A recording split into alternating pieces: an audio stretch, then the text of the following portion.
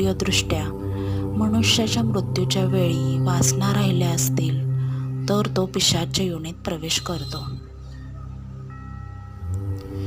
या पिशाच्य योनीचा वरचा थर पितृयोनी असतो. पिशाच्य योनीतील मृतात्मा पितृयोनीत जाण्यासाठी धडपडत असतो व कुटुंबातील व्यक्तींना आपल्या मुक्तीसाठी प्रेरणा देतो किंवा छळत राहतो. अशा वेळी दृश्य परिणाम म्हणजे आपल्याला आपल्या दैनंदिन आयुष्यामध्ये दिसणारा परिणाम म्हणजे कुटुंब विखुरले जाते, विचारांची एकता नसते, आर्थिक स्थिती बेताची होते किंवा असते, कुटुंबात अपमृत्यू घडतात,